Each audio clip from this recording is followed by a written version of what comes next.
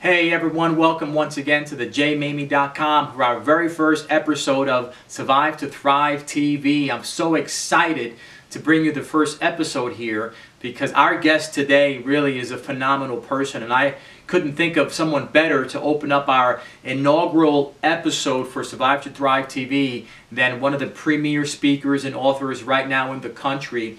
Him and his wife, Chris Felton and Marlo Felton, really are now one of the premier couples that speak on the topic of couples money, which happens to be their top-selling book. And you're going to have a chance to hear their story in just a minute. I happened to find Chris at a local event that we were both speaking at, and I thought if I could grab him for a few minutes and just have him zone in on a few ideas I can share, that he can share with all of us to help us all begin to thrive in our lives, then I would grab him, and I was fortunate enough to do that. So when I come back, I'm going to share with you a little bit more about his resources. But for right now, first episode of Survive to Thrive TV, here we go. Hey everybody, Maymi here from the Maymi.com. Very excited about the next 8 minutes here that we're going to have together, because standing next to me rather, is Chris Felton. I'm just excited to have Chris Felton be a part of our show today, because him and his wife, Marlo, has done tremendous things for couples in their own program, and they're successful authors and top authors on Amazon in terms of helping couples with money. And Chris is someone that I admire because he's had a major life change. He's one of these guys that had a chance to go from really struggling to striving.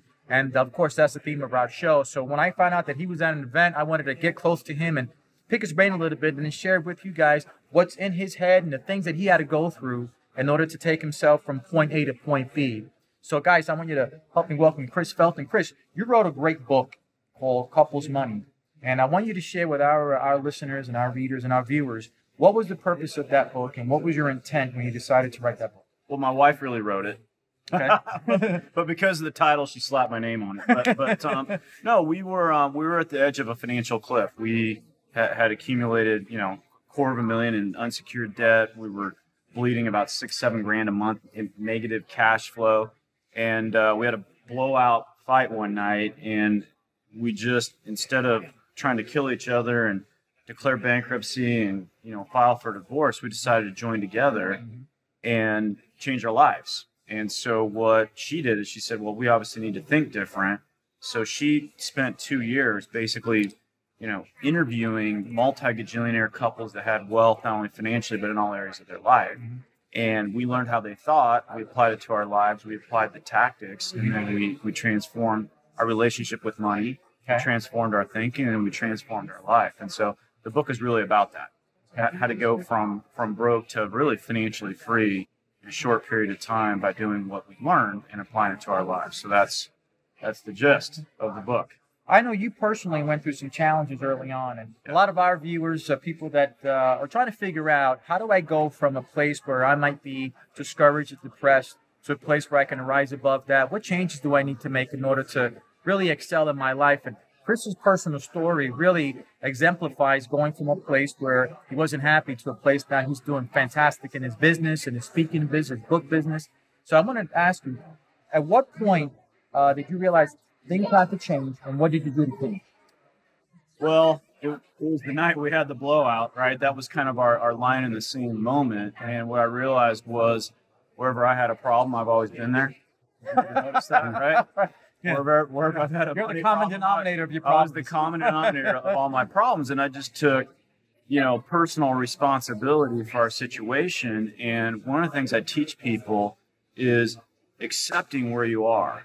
And acceptance, sometimes that's a weird thing for people. Acceptance isn't about loving it. It's not about approving it. It's about approving of it. It's about facing reality so you can make a decision about how to move forward. And so we have all these things in our lives that we don't like, and if we push against it and resist it, it actually pushes back. And one of the talks I've been giving all over the country is basically, how do you become unstuck? People get stuck. You know it. You see them year after year at big events, and they're the same damn person, and they make a commitment to go for it.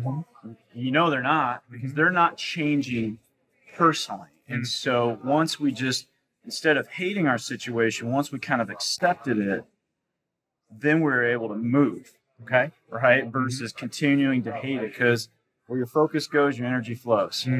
And then the body follows the mind. That's right. So if you're always focusing on what you don't like, you just keep bringing it back in your life. So accept it and then get moving on to what it is you want to create. Because you can't create with all that energy going towards that. You know, it's not It's not time management. It's energy management. That's right. Yeah. Time management. It's not time management. It's energy management, guys. I hope you caught that. Yeah. Chris, so what would you say to a viewer that's watching this segment who might not be someone that is, because we have a lot of viewers here. Yeah. We may have someone there right now that's watching this who's just coming out of prison. Someone who's got a lot of beliefs that aren't really congruent with their dreams or what they want to do now that they're out there. Or you may have a student. We have a lot of student followers that are looking to know what their next course of life is. I mean, we have all sorts of folks that are watching this video. And what would you say to the person that is at a crossroad, like you were at one time, or you knew something had to change? What would you say to them that they have to start doing first before they can really start thinking about what tomorrow brings? What has to happen now? Well, for me, when I'm struggling, and I love the fact that you define that group. I don't think it really matters where you're coming from. You got to get really, really clear about what you want, and you got to get crystal clear. And you and I talk all over the country, and that's a topic that I always bring up to people. And I think they just kind of write it in their notes and go, "Oh yeah, I got to get clear," and then they put their notes away. But actually scheduling time and sitting down and really, really thinking about what it is you really, really want to get out of your life. What do you want that to look like? And getting that written, and then creating what I call the compelling emotional reasons for why you want that to happen. Okay. All right, because most people try to logically plan their life and logically go after things. And you know the world class use emotions.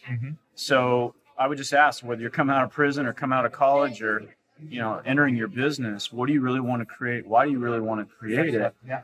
And then you look at the 60,000 foot level and you go look at it every day for 5 to 10 minutes. And then you got to come down to the 1 foot level, right? Okay. What do I want? What's next? That became the predominant thought process in my life was, what do I want? What's the next thing I need to do? What do I want? What's the next thing I need to do?